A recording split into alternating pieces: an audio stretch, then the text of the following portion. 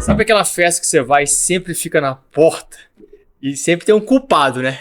Flavão, por que você deixava as pessoas pra fora das festas que aconteciam na sala, Flavão? Muita gente te odiou. Não, pelo contrário.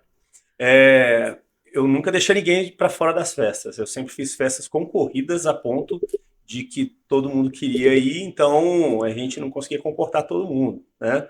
Mas eu gosto muito de lembrar de quem participou do movimento, muito mais daquelas situações de pessoas que de repente não conseguiram entrar numa festa dessas. Acho que as pessoas que participaram todas lembram com muito carinho do movimento, da história que a gente fez na noite, não só à frente da Na Sala, como em vários eventos de muito sucesso que eu me envolvi quando eu trabalhei com eventos, e é uma fase que eu guardo com muito carinho na minha vida. Legal. Você aprendeu muito naquele momento ali de empreender e o entretenimento ele tem várias etapas de um processo, né, Flávio? É um business, né? Sem dúvida. Quem vê o evento final e vivencia o flow daquilo ali, a experiência, não vê o que está por trás, né? É verdade. Eu trabalhei no segmento de eventos por quase 20 anos e me deu uma bagagem muito grande para várias áreas da minha vida.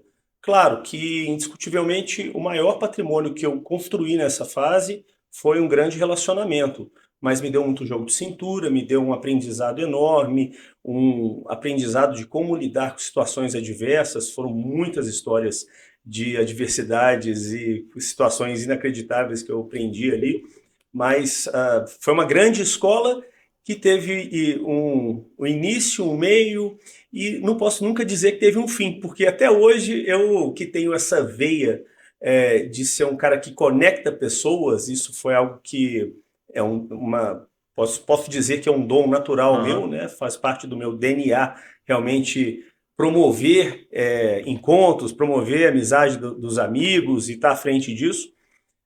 Eu consigo ver nitidamente assim que eu trago e levarei a área de eventos comigo pro resto da minha vida, sabe? Eu sempre fico pensando, você está falando nisso, quanto que vai ter um revival da Vintage, que foi um momento marcante ali. Toca uma música e você traz uma emoção de um momento, né? A Vintage volta e meia tem revivals não oficiais, Aham. né? Eu estava numa festa esse último fim de semana que tinha uma turma da nossa geração e o DJ estava tocando várias músicas com esse perfil. E assim, a turma o tempo todo brincava, né? Ó, você tá com cara de vintage e tal. Então, Ficou assim, marcante, foi ficou marcante. marcado. Foi uma fase áurea aí do segmento de eventos, sem Marcou dúvida. minha vida. Legal. Flavão, a gente falou sobre evento, e uma coisa que eu trago muito para o mundo corporativo é a gestão de crise. A gente imagina muito que a gestão de crise é quando cai um avião, ou quando você faz um evento e o DJ não vai, ou que chove. Mas na verdade, eu trouxe o começo ali da porta na sala de um monte de gente querendo entrar e ter uma capacidade.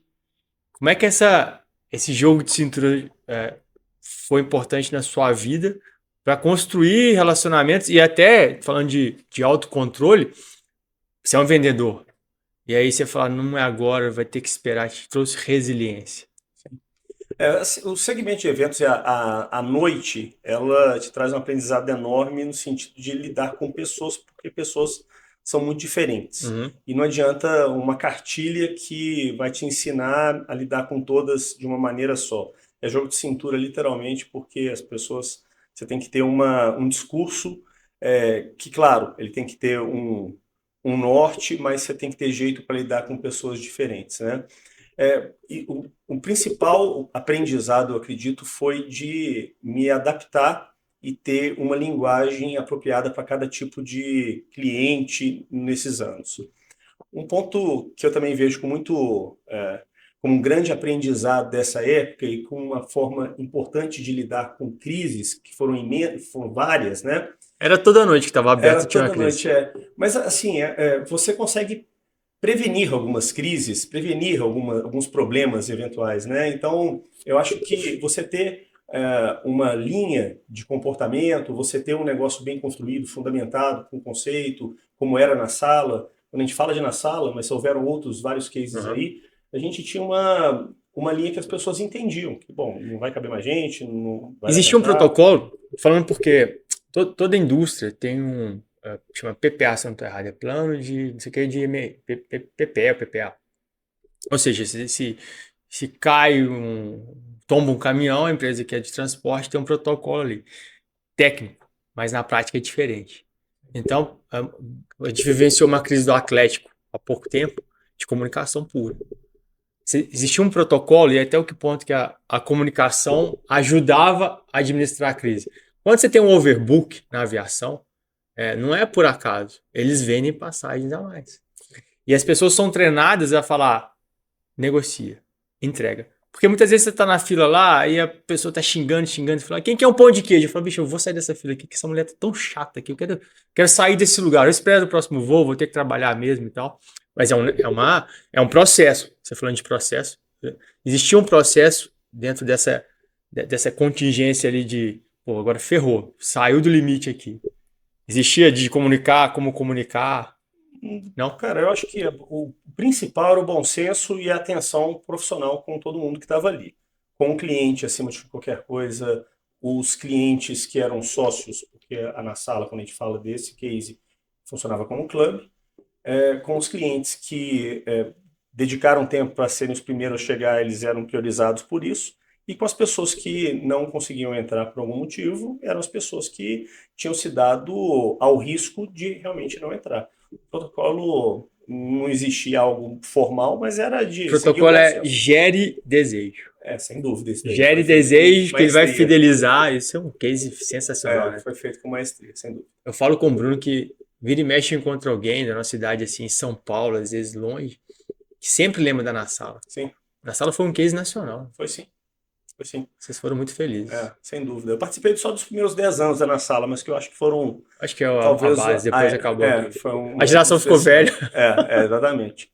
E eu fiz a transição com 10 anos, exatamente no aniversário de 10 anos na sala, eu fui trabalhar na área de seguros, né? Ah, Então, eu me tornei franqueado de uma grande companhia americana de seguros e eu procurava na época um momento de transição profissional e eu acho que foi um momento importante de avaliar quais eram os meus dotes ali, o que eu tinha construído na área de eventos que eu poderia transportar para algum novo negócio. E foi aí que eu entendi que meu relacionamento era talvez o meu grande diferencial e consegui colocá-lo em prática num novo negócio que foi muito próspero, graças a Deus eu estou nele até hoje. Hoje eu completo 14 anos no segmento de seguros e hoje sou dono de uma corretora de seguros e a gente também faz outros negócios nesse meio tempo. Eu acho que você me chamou aqui principalmente por causa desse nós outro. vamos chegar lá, mas você me chamou a atenção a questão do seguro, que de uma forma ou de outra você continua trabalhando com as emoções das pessoas.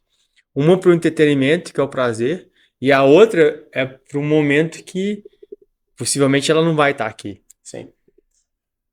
O seguro de vida, que é o segmento principal que eu atuo hoje, ele sim, ele tem um lado emocional, onde a gente tem que levar o cliente a pensar, a analisar esse tipo de coisa para tomada de decisão, mas cada vez mais ele também se torna uma decisão lógica, uma decisão racional.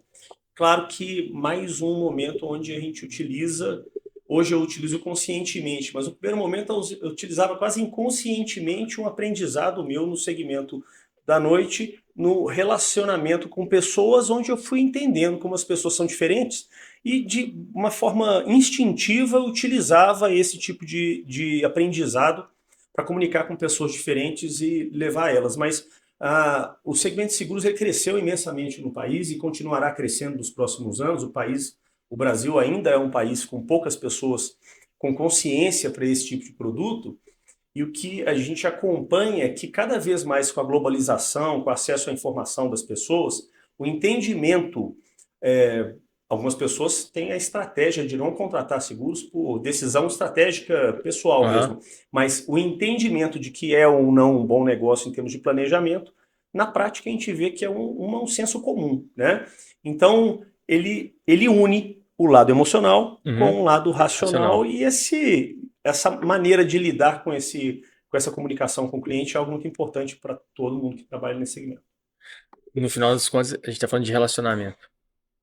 A importância de você relacionar Sim, para alcançar o seu objetivo. sim.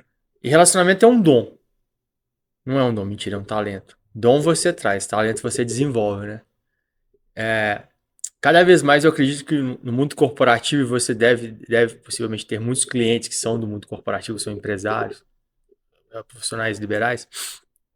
A diferença vai ser exatamente a capacidade de você, pode chamar de mindset, soft skills, ou o que for. Informação hoje você tem onde você quiser. Se você tem um curso de Harvard hoje, online, de graça, se você quiser.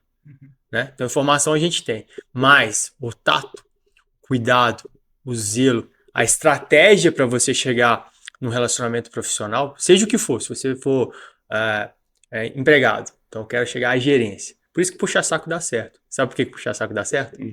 Ele atinge todos os nossos sensos sensoriais, né? Ele dá um tapinha, ele acolhe o chefe. Ô, chefe, tá tudo certo e tal. Ele escuta. Ah, lá em casa tá uma bosta e tal, não sei o quê.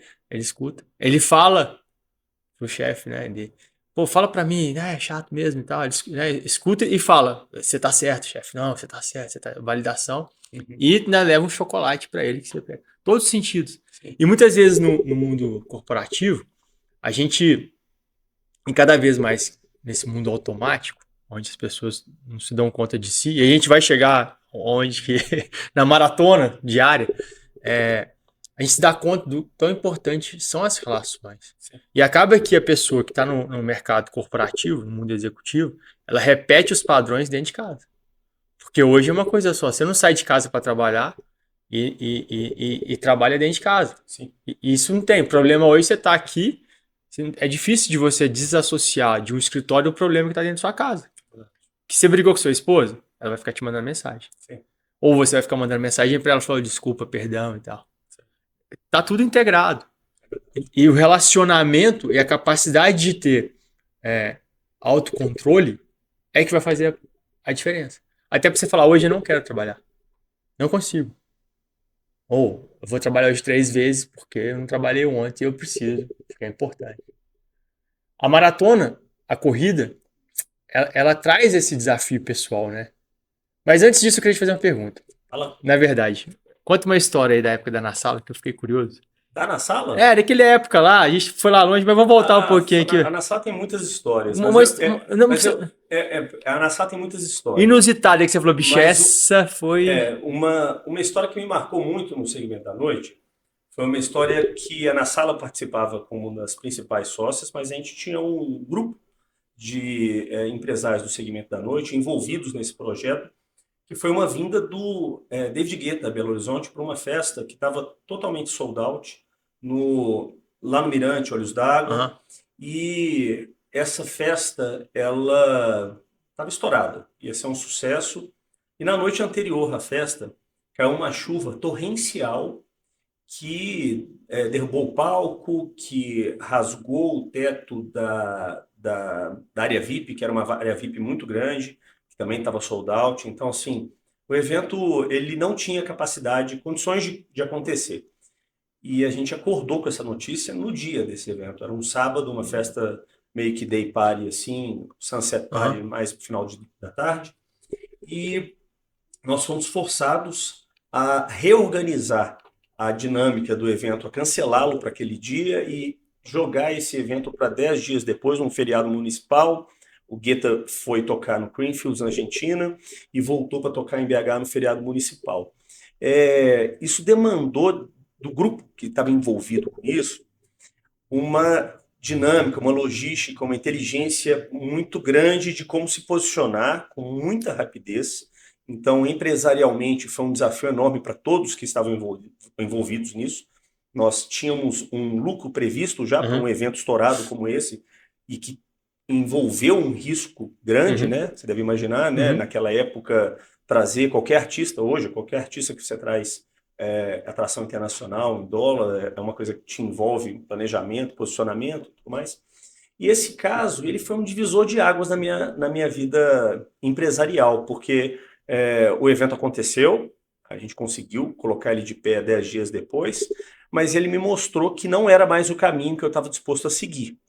Então, você já me falou algumas vezes da Na Sala, E eu te falo que a Na Sala, ela tem um pedaço muito especial na minha vida, né? Na minha história. Aham. Mas ela faz parte de um passado muito querido, onde naquele momento eu decidi que, poxa, é hora de trilhar outros caminhos. E eu continuo trilhando, eu continuo, acredito que percorrendo e descobrindo e aberto e realmente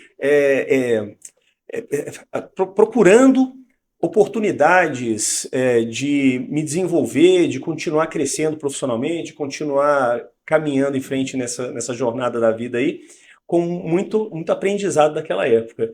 Então, valeu demais tudo que aconteceu, mas de lá eu trago muito mais aprendizado e a vontade de continuar crescendo, trilhando novos caminhos, sabe? Essa gestão de risco pessoal, Sim. quando você, eu lembro que foi, não sei se foi a Time for Fun, que Hum. comprou 2 shows eu não lembro quem que era, mas dessas artistas estouradas, deu qualquer problema cambial, quase quebrou. Eu não sei se quebrou. Então a gente olha um grande evento e fala, poxa, a galera tá ganhando dinheiro, nossa, não sei o que e tal. Sempre tem um risco grande para caramba por trás, né? Ponto de equilíbrio alto, Porque se realmente. qualquer coisa que você falou, tava sold out e tal, não sei o quê. É, Se o David Guetta falasse, não vou mais, é, ou você devolve o dinheiro. é. Agora, o dinheiro da montagem, o dinheiro do palco, o dinheiro que não é barato, da mídia que foi gasta, isso não volta, Nós tivemos uma situação com o Deadmau 5, lembra dele? né? É o que toca cabeça de rato. O Lembro. Deadmau 5 ia participar de um evento onde eu também participava como um dos donos dele, que foi o Circuito Peugeot de música eletrônica. A gente criou esse selo que trouxemos grandes artistas na época, e ele ia tocar numa festa no ginásio do Minas 1, na arena ali do Minas 1, e também era uma festa que caminhava super bem, e ele enviou um relatório médico comprovando que não podia vir na véspera, a gente teve que encontrar um outro artista. Então, assim, faz parte desse jogo de cintura que a gente tem que criar na noite. E que foi outra bagagem muito importante que me acompanha aí pro resto da minha vida. Eu vejo os eventos como uma incubação, vai, do que hoje é o digital. Sim. O digital, eu falo pelo risco, você pode fazer um evento e bombar, gastar muito dinheiro e o evento micar, Sim. porque você fez a estratégia errada. E acontece, né? Só, vou fazer uma festinha aqui, vou ver se acontece. Não, grandes empresas, igual acho que foi a Time for Fun de novo, não sei se eu estou errado, erraram na estratégia. E quebraram, porque custa caro. Trouxe a Madonna vai cancelar? Metade. Você vai ter que pagar de toda forma. Toda a minha admiração para a galera da área de eventos, viu? Quando veio a pandemia e eu Ainda teve isso. observei o que essa turma passou aí, vejo vários desses heróis hoje em dia, porque como faz muito parte da minha história, eu tenho muitos amigos desse segmento, né? Eu lembro do meu casamento, a fila de padrinhos, assim, teve até brincadeira. Pô, se cair uma bomba aqui, vai sobrar meia dúzia só para fazer evento em BH, porque tinha muita gente dessa área, né? Amigos muito queridos e vários deles continuam na noite, ou na área de eventos, ou migraram para a área de restaurante. Claro, as pessoas não vão se ajustando, né? Mas eu vi que realmente é um segmento que a pessoa precisa ter muito estômago e tem que gostar muito para seguir nele. Autocontrole, porque você abre mão de uma série de coisas. Sim. Igual o Depou, meio argentino, campeão do mundo, ídolo do Atlético de Madrid. Eu vi uma entrevista do Depou um dia desses, e a gente já tá entrando na área da maratona, que é o autocontrole, né? Sim. Ele falou, poxa, é legal estar aqui, sou campeão do mundo, ganho dinheiro pra caramba, eu sou ídolo de um time grande na Espanha. Uhum. Só que os meus sobrinhos estão crescendo na Argentina. Minha avó, eu perdi 10 anos da vida dela. Uhum. Eu adoro minha avó, minha mãe também. Então, se eu preciso ajudar a minha mãe, eu não posso. Enquanto isso, os meus amigos, eles estão com a família. Então, às vezes eu me pego, ele dizendo, eu me pego falando, poxa, vale a pena? Mas eu escolhi isso. E eu, a partir do momento que eu escolhi isso, eu quero ser bom nisso. Só que minha vida particular, eu sinto falta. Então, na hora que a gente olha de fora assim também, eu trouxe a questão do entretenimento, porque muitas vão fazer uma festa, deu certo, vão fazer outra, deu certo. Então, pode ser que na quinta você já vai gastar mais dinheiro, já fez mais investimento, você vai alavancar mais e mica. E muitas vezes as pessoas desistem no meio do caminho. E é errando que você aprende. Né? Na maratona tem um pouco disso também, não tem? Tem muito disso. Da resiliência. De Fosse você bem, falar, cara. pô, Fosse bem. Numa dessas ironias do destino, né? Depois de 20 anos à noite, com uma vida esportiva muito relapsa, né? Um cara que tinha um relógio de horário de dormir, de horário de acordar muito bagunçado, era um cara da noite. aham, Com a transição profissional, logo nesse primeiro momento eu já estava mais interessado em cuidar um pouco mais da saúde e sempre tive um problema com peso, né, cara? E eu encontrei na corrida uma ferramenta de pelo menos equilibrar isso um pouco ou tentar, né? E comecei a correr naquele momento. E logo na minha transição profissional ali, foi o primeiro. Eu já corri há alguns anos, mas de forma mais branda. E eu resolvi me desafiar depois de ter feito algumas meias maratonas, que eu achei que era que era o momento certo de começar a correr e buscar a maratona. Maratona é uma distância muito desafiadora, né? sim. Porque eu já vi pessoas me falando que correram provas de 10, até uma meia maratona, mal treinadas, ou com pouco treinamento, e que chegou lá, o cara tirou um coelho da cartola, se virou, arrastou e foi. A maratona não permite muito isso, porque se o cara tiver mal treinado, são 42 quilômetros pela frente, né? Mas, acima de qualquer coisa, ela é uma prova muito mental, ela é uma prova que a pessoa, por mais que ela precise se credenciar e treinar muito a parte física, ela tem que treinar muito a parte mental, porque Hum. depois de 2, 3 horas correndo, quando você chega no momento crítico da prova, a partir dos quilômetros 30, por aí vai, ela é uma prova que ela tem uma carga mental muito Como é que forte. funciona o cérebro nesse momento? Eu li alguma coisa que, até contei a história de um maratonista sul-africano, Sim, que ele começou a, a treinar o cérebro dele, porque quando você chega, sei lá, nesses 30 quilômetros, 30 e poucos quilômetros, sua exaustão tá no pico, só que você tem uma carga de energia muito grande, escondida, que o nosso corpo vai no automático. A gente é muito inteligente, acha, né? É muito inteligente, mas é muito primário essa máquina. sim, É complexo, mas primário. sim. Esses 30 quilômetros, como é que você chega e fala pro seu cérebro, vambora? Parte muito de algo que você constrói e que não é um ponto Aham, único e isolado. aham. Quanto mais bem treinado você está, mais confiante você está, e isso contribui demais para você ter um quilômetro 30 menos traumático, mas isso não te dá garantia de que ele será harmônico ou que ele não será traumático, amigo. Vai doer. Vai Vai doer. doer. E essa preparação é importante e levar a coisa com leveza também é importante. Então, o que a gente vê nesse mundo atual com as redes sociais, eu cada vez me torno um cara crítico com relação à busca por pace, Uhum. a busca por algumas provas específicas. Então, eu fundei um grupo de corrida que tem como norte principal uma brincadeira com esse tema do pace. Ele se chama Jabutas, Lebres e Traíras. Jabutas e Lebres, inspirado na fábula Uhum. da lebre e do jabuti, onde os corredores lentos são os corredores jabutis, os corredores rápidos são os corredores lebres. E no início da brincadeira, lá em 2015, 16, 17, quando a gente tinha uma turma menor ainda, mas que já existia essa brincadeira, eu que sempre fui um corredor pesado e que nunca fui um corredor rápido, Sempre foi né? jabuti. Sempre fui rápido, Sempre foi sempre fui jabuti. jabuta, mas já peguei corredores leves. Aham. Eu já cheguei na frente de corredores leves. Exatamente por quê? Devagar e sempre, e assim Isso. como na É fábula, isso aí. a lebre deita na árvore lá para descansar e o jabuti vem devagar e Aham, sempre chega na aham. frente. Aconteceu isso. E daí entra o terceiro componente dessa brincadeira toda, que é o traíra, de uma maneira divertida, onde a trairagem, a brincadeira entre a turma, Aham. de sacanear o cara que você chegou na frente dele, que era mais rápido que você, que treinou mais rápido que você, e todo isso que acontece no mundo, no competitivo, colaborativo mundo do esporte, faz a gente trazer ingredientes muito divertidos. Mas a parte do pace e a parte da rede social, a parte Da ilusão. da vontade de querer se autoafirmar com o Aham. tempo, que é importante ser dito. que é uma decisão individual, que tem que ser respeitada. Tem gente que quer treinar para performance, tem gente que quer treinar para fã, cada um segue o seu caminho no mundo da corrida. Mas eu vejo isso acontecer de cada vez de forma mais doentia, de pessoas que poderiam estar curtindo uma prova, de pessoas que estão curtindo um ciclo, podia estar curtindo uma trip com a galera, a fase de treinos, e que entra numa psicose tão grande que, pô, eu quero performar, eu quero isso.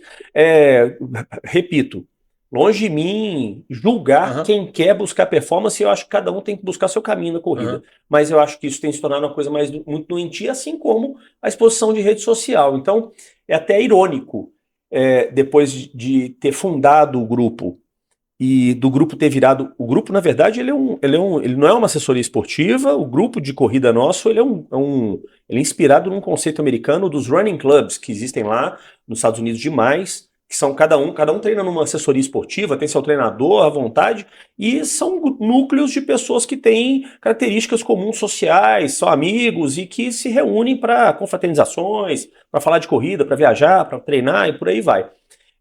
Esse é um dos pilares do movimento que hoje eu fundei e criei, e logo depois, com o desejo de falar sobre corrida, né, porque eu já escrevi sobre corrida no passado, na revista Viver Brasil, com meu amigo GCO, eu escrevi sobre corrida de rua e eu sempre gostei, é um assunto que eu sou entusiasta sobre ele. Eu não fundei um grupo de corrida à toa, do nada. Eu não me tornei um maratonista com 20 maratonas no meu currículo à toa, do nada.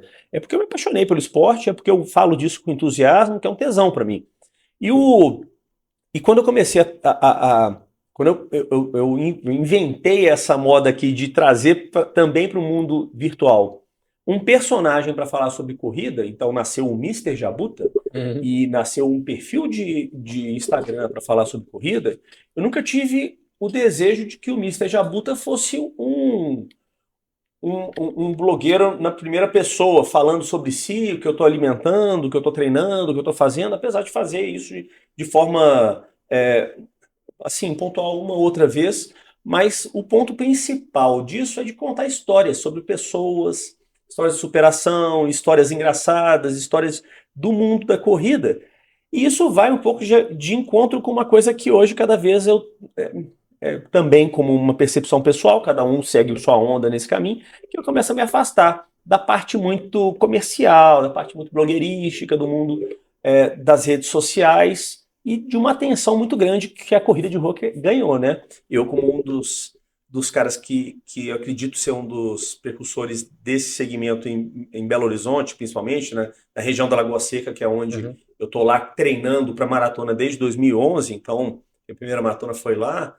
Tem muita gente antes de mim, tem muito dinossauro da corrida de rua lá, mas eu vejo que a corrida assim, está atraindo uma atenção enorme de pessoas que vêm até pelo movimento, e que legal, e que bom, que nosso esporte está tão valorizado, tão em voga no momento, mas eu também começo a me tornar um crítico com relação a essa parte que é um pacote, né?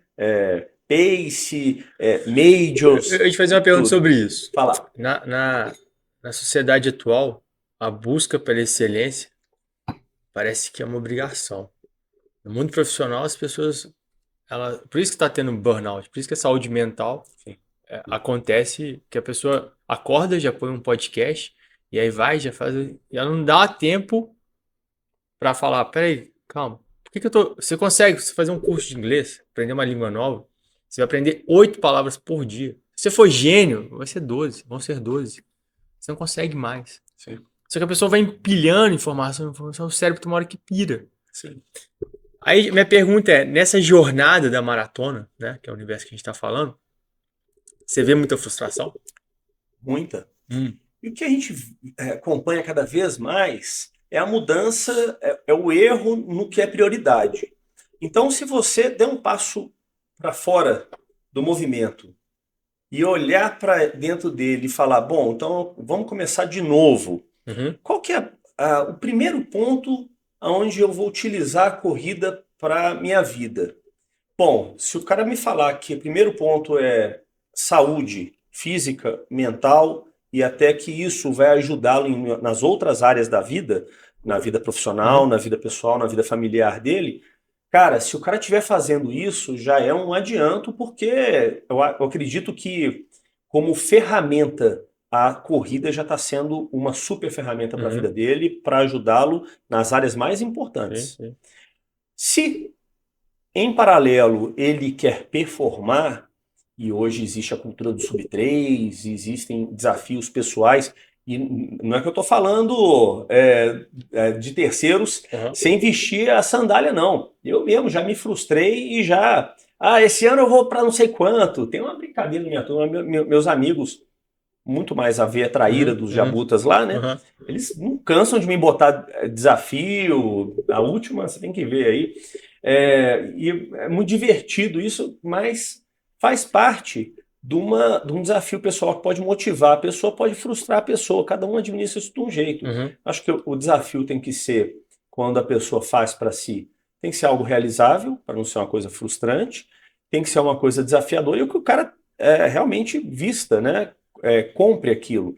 Porque se isso botar a pessoa para frente de uma forma boa, isso faz o dever de casa. É Se a botar. jornada, não é a linha de chegada, É né? isso aí, cara. É Eu, isso eu, aí. eu eu conversei com o Felipe Massa É. e uma das coisas que eu acho sensacional do Felipe, primeiro resiliência, né? Pô, o cara, a gente vê o Felipe Massa na Ferrari, quem não quer ter Ferrari? A gente é homem, qual que é o objeto de desejo que a gente É. quer? Uma Ferrari. E o cara foi na Ferrari não sei quantos anos. E aí ele contando um pouco da história dele, que ele foi para três corridas, acabou fazendo seis na Europa e não tinha dinheiro. E acabou que dali alguém viu ele e foi. E hoje o Felipe Massa corre a Stock Car. E acho que tem uns 4 ou 5 anos que ele tá na Stock Car. Então o Felipe Massa foi, sei lá, segundo colocado na Ferrari. Excelência, é o top. Você vê, tem quantos anos que não tem um brasileiro na Fórmula 1? Sim. Né? Talvez ele tenha sido o último, talvez, né? Não sei dizer, Eu cara. acho que Eu foi. Mas enfim, pra você chegar na acompanho tão de Fórmula 1 perto. é muito difícil. Aham. E hoje ele toca a Stock Car. E ele toca lá atrás. Agora ele é líder. Ele demorou 4 anos para entender o mecanismo e chegar. Ele podia muito bem falar, bicho, quer saber? Isso aqui não é pra mim não, cara. Eu sou Ferrari. Eu Uhum. chego em Mônaco, o príncipe chega e estende o tapete vermelho pra mim. E acontece. Ele é bem quisto. Só que ele falou, não, cara, é uma coisa que eu gosto. Sim. Então não é por correr. Lógico, eu sou competitivo, eu sou piloto, eu quero ganhar em primeiro. Sim. Mas é o prazer de estar dirigindo. É. É o prazer de estar aqui, o prazer de eu me desafiar Uhum. e falar, beleza, eu preciso melhorar a equipe, eu preciso melhorar isso. E uma coisa que ele falou que é legal são os ganhos secundários. Uhum. Que na hora que ele começa a melhorar a excelência da equipe dele, o companheiro de equipe melhora, o Bacana, ambiente melhora e tudo melhora. bacana, bacana. Isso é sensacional, né, Eu cara? falei para você dessa frase que ela é muito vívida na nossa jornada como corredor, né? De que o mundo da corrida ele é altamente competitivo, mas ele também é altamente colaborativo. Hum, E você, na nossa conversa informal antes do papo começar aqui, você me perguntou e como é que é a jornada, né? E isso. como é que vocês encaram isso? Um ciclo de maratona, ele dura entre 3 e 4 meses, depende de como é que você está preparado antes, ou você faz um mês Um mais longo ciclo, né? de Mas viagem, se um eu falar ciclo. só pra, se eu quiser hoje, eu não gosto de correr. Sim, Não, eu não vou falar que eu não gosto, vai. Eu sim, não tenho o hábito de correr. sim. Aí eu falo, Flavão, eu quero começar, eu quero chegar na maratona. Aí você vai falar o que pra mim? Bom, o que eu lhe falaria, e eu dou esse conselho muito Aham, regularmente, né? aham, Que antes de você encarar uma maratona, aham. que você tem que cumprir alguns passos que o que eu recomendo é de que a pessoa faça pelo menos umas 2 ou 3 meia maratonas e para chegar na meia maratona que ele encontre ali provas de 5, 10, uma Pampulha, que é a nossa prova mais clássica de Minas, porque existem passos para você chegar Exatamente. antes de ir lá, né? Tem um caso muito engraçado de um amigo que é um cara muito querido que participou do nosso grupo rapidamente, ele fez só uma maratona, mas ele cismou que ele era um cara atleta, Aham. que ele queria fazer a primeira maratona dele sub-3, que é um marco que cabe a pessoas de altíssima performance, que divide os corredores rápidos, Uhum. amadores, dos corredores normais, Dos amadores, dos mortais. Os mortais. atletas dos É. E mortais. esse cara é um cara que sempre foi atleta, lutador, faixa preta disso, daquilo e tudo mais, e é um cara muito querido. Eu que fui um dos grandes é, motivadores ali dele inscrever para Aham. essa maratona, mas ele viu na caminhada que era algo muito duro de ser atingido e que cabia a pessoas que tinham uma bagagem. Então, o cara que fez uma maratona sub-3 dificilmente começou fazendo uma maratona sub-3, a não ser um cara muito predestinado e talentoso para coisa, né? Ele normalmente fez algumas maratonas e foi melhorando ao longo do tempo. O cara que fez a primeira maratona, ele dificilmente chegou e fez uma maratona de cara. Ele fez algumas provas que foram credenciando-o a correr. Quando eu falo 3 meses um ciclo, 4 meses um ciclo de maratona, é de um cara que não está largando do zero, de um cara que já tem ali. Quanto tempo que ele tem que chegar atrás? Até Tem por trás ali. que ter bagagem já por trás, tem que ter provas de 10, anos, né? Talvez. Tempo é algo muito discutível, né?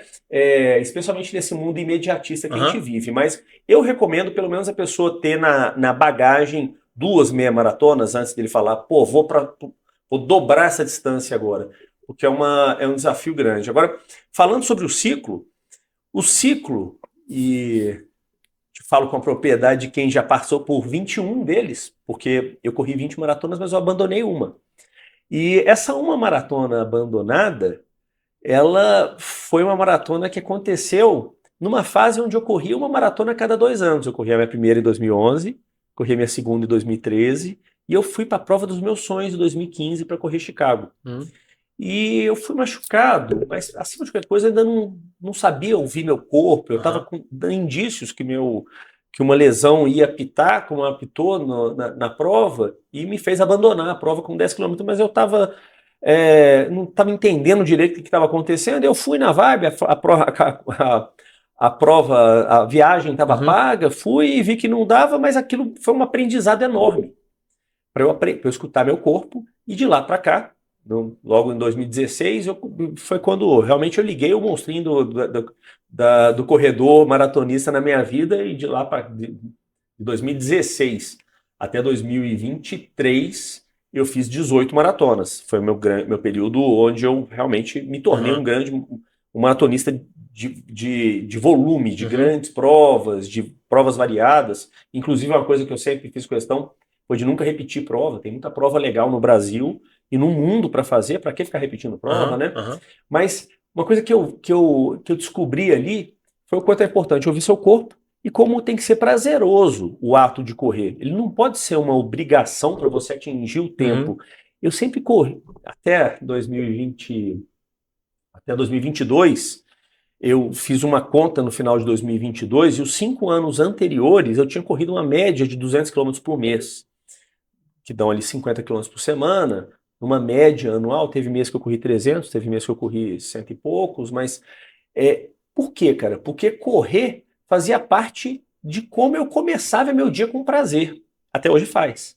Hoje eu tô correndo menos. Eu tive um problema de uma lesão no começo de 2023, e por mais que eu esteja lutando e combatendo isso, eu ainda não consegui voltar completamente à idade pesa, dentre outros fatores.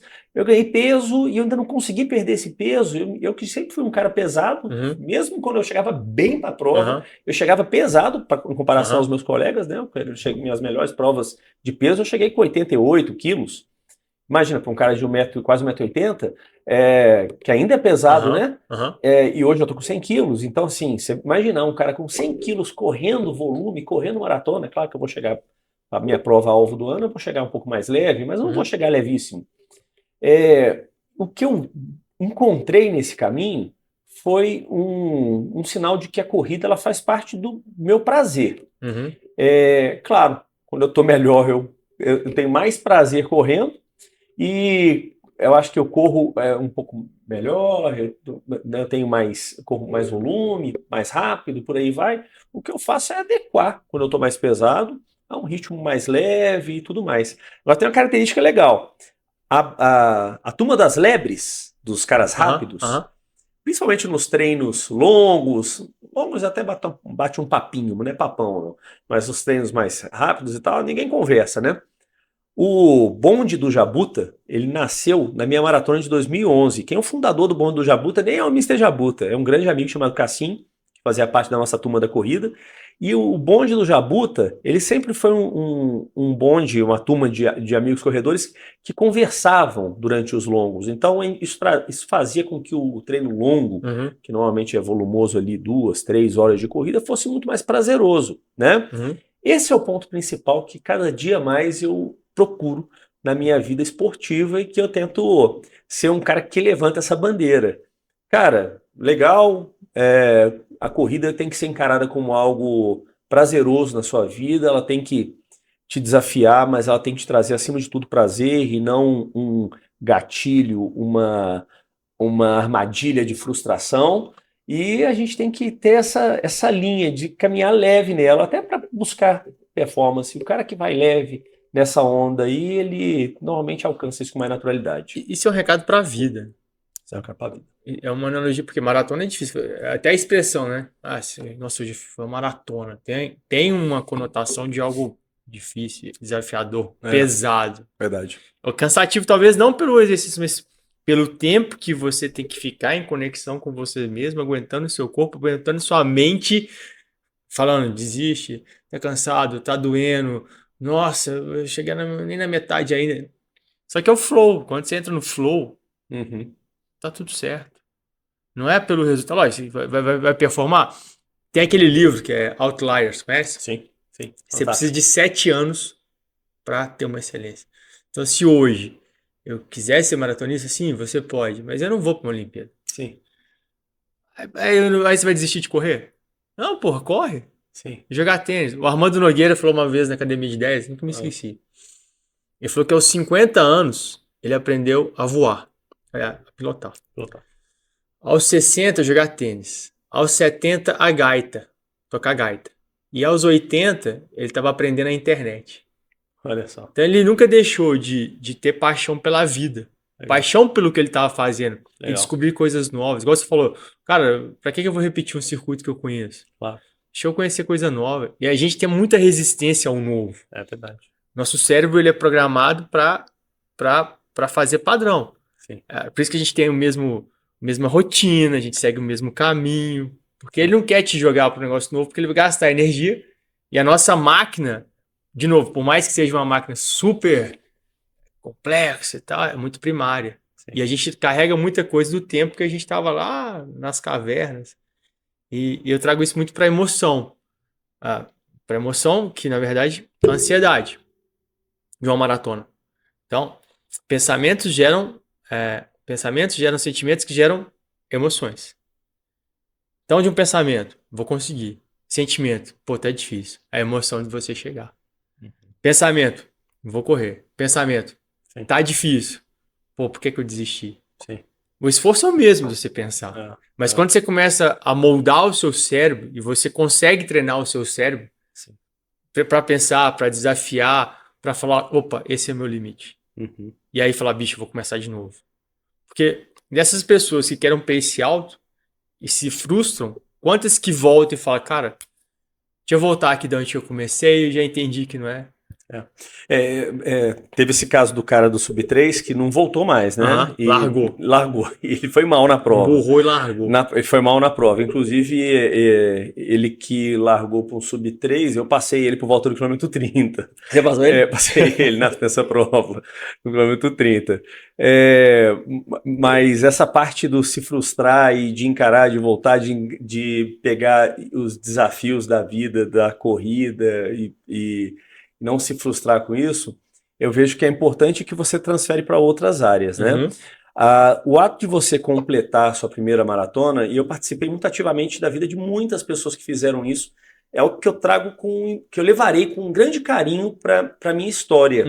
De quantos abraços genuínos que eu já recebi de pessoas me agradecendo por eu ter sido um motivador dela se inscrever, dela fazer, do quanto o nosso grupo, que é um grupo de amizade, de pessoas ali que estão se conectadas e que reúnem-se para treinar, qual vai ser o pace, qual prova que nós vamos viajar para correr e por aí vai, quanto isso ajuda as pessoas e o quanto isso ajuda as pessoas, inclusive, a superar, né? A gente tem, no momento, uma série, agora a gente abre, né, a temporada, amanhã a gente vai fazer um encontro da turma dos Jabutas para entregar as camisas que são os uniformes de prova internacional e nacional para o segundo semestre, que a gente tem por vir aí. Desde Porto Alegre, Buenos Aires, que é a prova que a brasileirada vai em peso. Eu gosto até de brincar que Buenos Aires é a melhor prova do Brasil, né? A melhor prova brasileira, disparada. porque ela é uma prova realmente fácil de ir e ela é uma prova muito boa para mim. Ela é melhor do que as provas do Brasil atualmente ainda, melhor do que Porto Alegre, pelo vinho? pelo pós-treino fantástico, né? Sem dúvida. Mas dentre uma das grandes provas, as grandes provas da América do Sul, certamente Buenos Aires, Rio, Porto Alegre, Santiago do Chile, tem mais algumas, mas essas são as 4 principais, na minha opinião.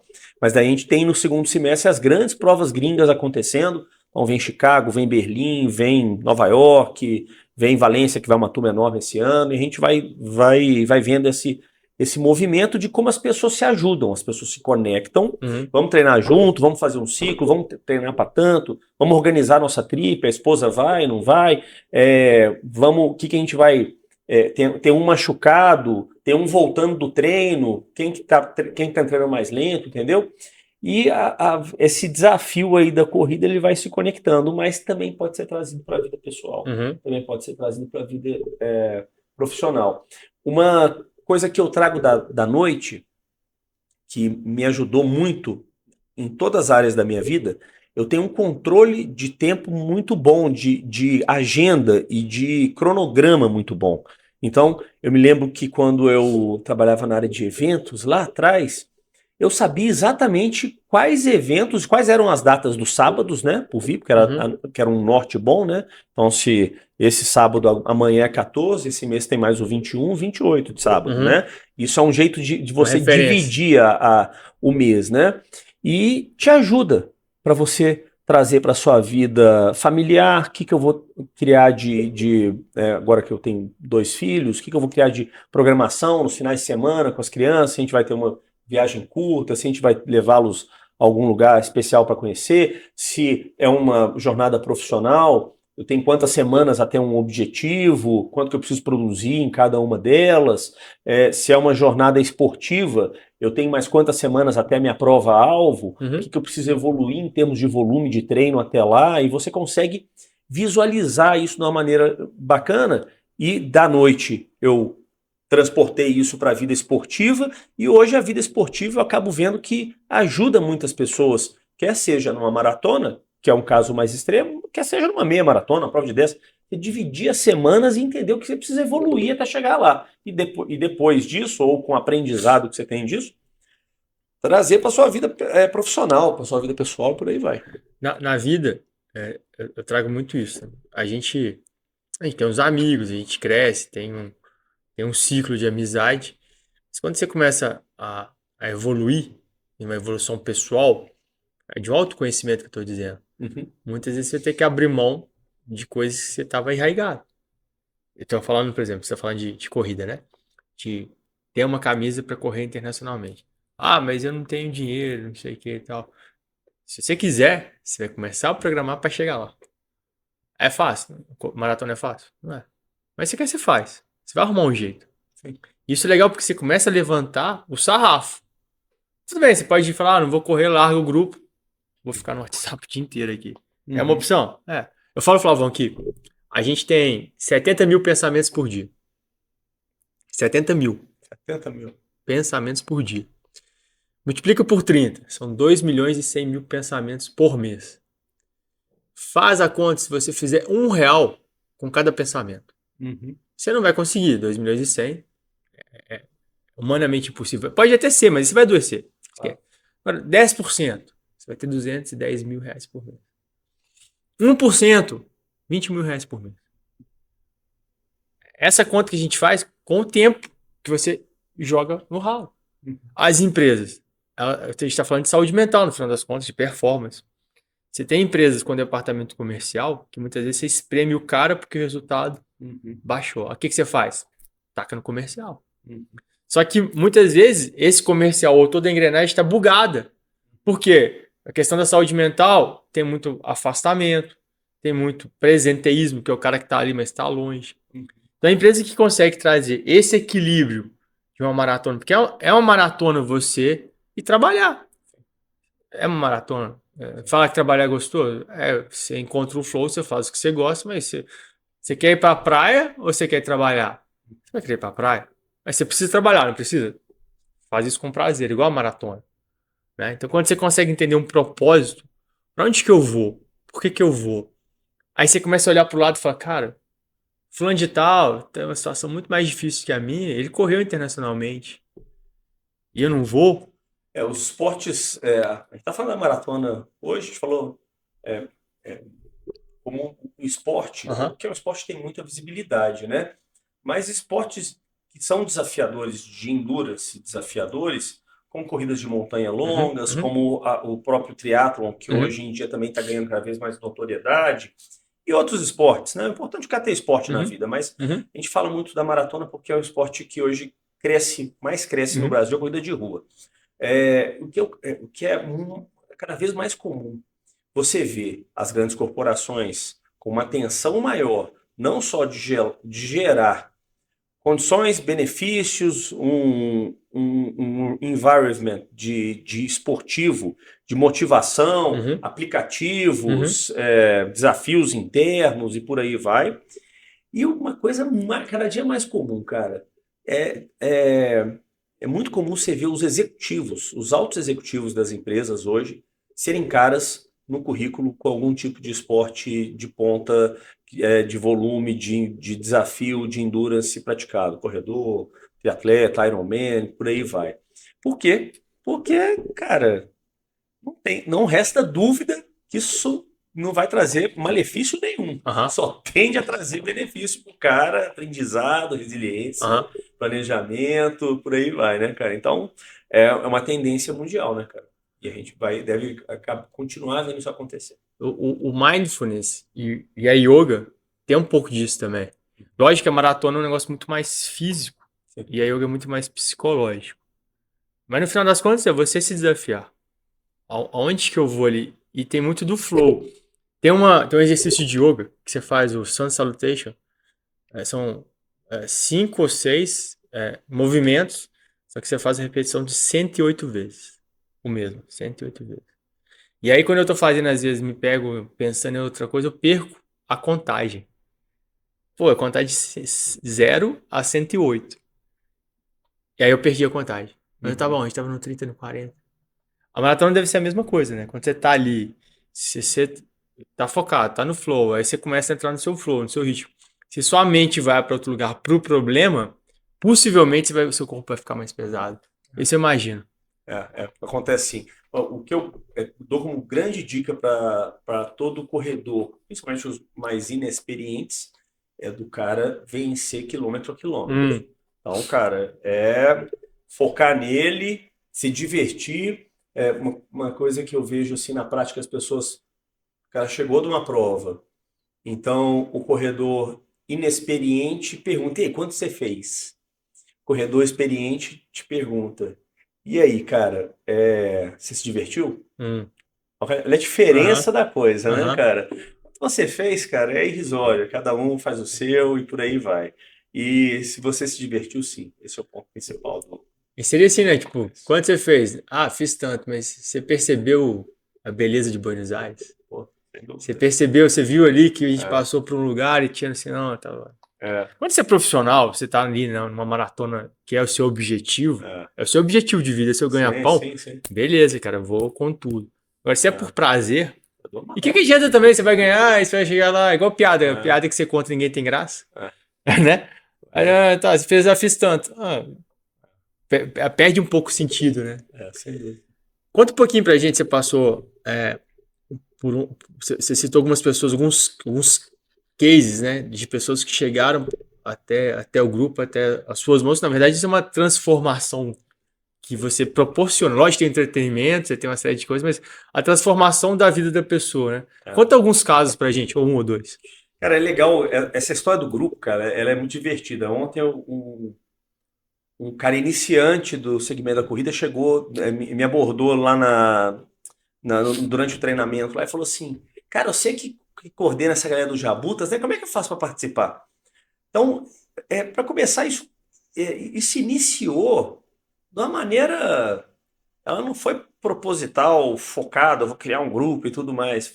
Ela Orgânico. foi se conectando, assim como o movimento, que hoje tem pilares muito bem desenhados, como um grupo de corrida, um perfil de Instagram. De um tempo para cá, eu criei uma newsletter mensal que traz mais conteúdo. Eu estruturei para viabilizar todos esses pilares.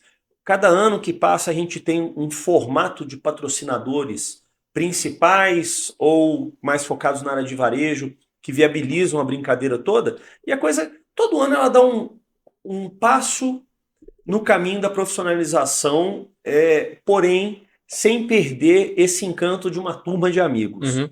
O ponto principal é esse. E nesse período aí, a gente, faz parte muito dessa minha gestão, desse meu jeito de lidar com pessoas. Eu vejo quem está afim, Uhum. quem está na vibe, quem está inscrito para provas, quem está correndo e quem não está. E o grupo tem que se reciclar de tempos em tempos. Foi até um aprendizado que eu brinco com a galera do Green Team, você deve ter ouvido já falar. É um grupo grande de pedal, de bike, de mountain bike, né? Eu tenho alguns amigos lá e eu participei dele temporariamente. Uma época eu estava flertando com o pedal, com a bike.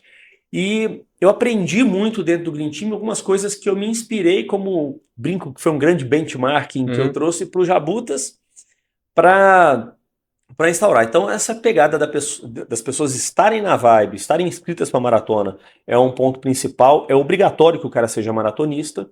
E dentro do ano a gente vai tendo uma série de situações. Tem muito caso, muita brincadeira, muito desafio, muito apelido, muito cara improvável de ser corredor. Então, você mesmo brinca Você comigo, já você garoto fala propaganda, assim, né? fala assim, pô, Flavão, mas você é Eu pesado. admiro, cara. Olha, Eu não tenho um biotipo de corredor, e realmente eu não tenho. Meu primeiro técnico de corrida foi o Camilo Geraldi, que é um grande treinador do segmento de corrida, foi um grande triatleta. Depois eu tive o Bebeto Chiari, que é da Raja Runners, que hoje é fisiologista do Galo, e atualmente é o Volney Prado, que é um dos sócios da HF. Cada um deles entendeu a minha dinâmica, mas o Camilo, como um grande técnico, sempre falava assim, cara, você não machuca muito, mesmo sendo pesado, porque você tem uma boa dinâmica de corrida, você é um cara equilibrado. Então não é passada longa, saltante, é uma corrida mais juntinha. Entendeu? Uma corrida Você entendeu o seu limite. mais focadinha ali. E tem vários caras improváveis. Tem um cara no nosso grupo que é um figura, que é o Baianinho, muito conhecido na nossa turma lá, porque ele é um personagem, um cara muito divertido, bem-humorado e tudo mais. E o Baianinho também é um cara daqueles caras com um biotipo que ele era bem gordinho, mais novo, hoje emagreceu e tal, é baixinho, corre todo torto e tal. E o Baianinho esse ano ele foi uma das pessoas que foi correr a maratona, a primeira maratona que recebeu amadores durante uma Olimpíada, que foi a maratona sensacional, por sinal, né? em Paris. Teve essa pegada deles fazerem uns sorteios e tal, e ele foi. E ele é um cara divertidíssimo do nosso grupo. A gente tem personagens que são polêmicos dentro da nossa composição, que acaba virando a grande família. Personagens icônicos mesmo. Tem o Sapo, que é de Sete Lagoas, que é a primeira vez que me foi trazido. Pô, bota o Sapo no grupo. É um cara que é um grande amigo, o GP. Falou, bota o Sapo no grupo. O Sapo vai correr Chicago com a galera.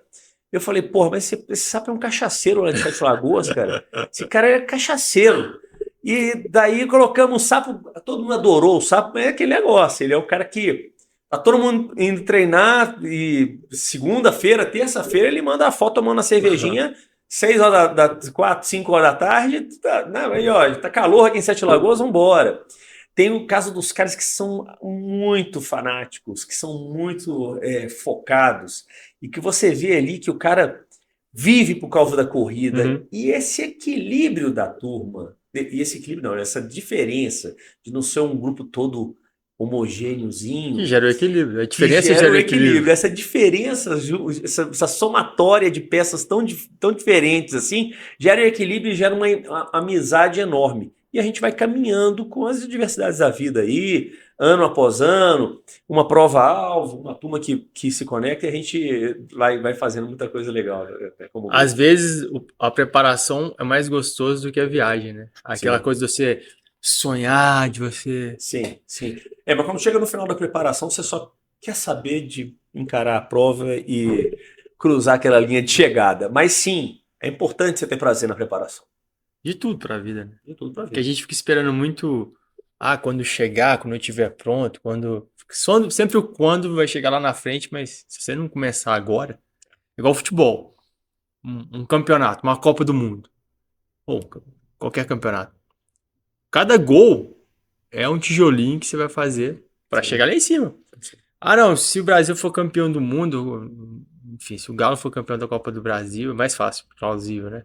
Aí vai, mas, cara, Amém. comemora cada gol. Aham. Esse que é gostoso. Porque quando for campeão. Não, a gente comemora cada gol. E a vida é assim. Sim. Cada vitória, a gente fica esperando, vou esperar não sei o quê. Cara, a vida é pra viver hoje, É isso aí. né? Não é esperar chegar na reta de chegada pra comemorar. Sem dúvida. Esse ano, nosso grupo perdeu um dos caras mais icônicos dele, que era o Fred, Fredão, que era dono de um bar chamado Fred's ali no Sion. Assim, um cara muito querido do Uhum. nosso grupo. E o Fred Férez, ele se envolveu num acidente de carro e partiu. Na noite que ele teve o acidente, eu tive com ele numa festa.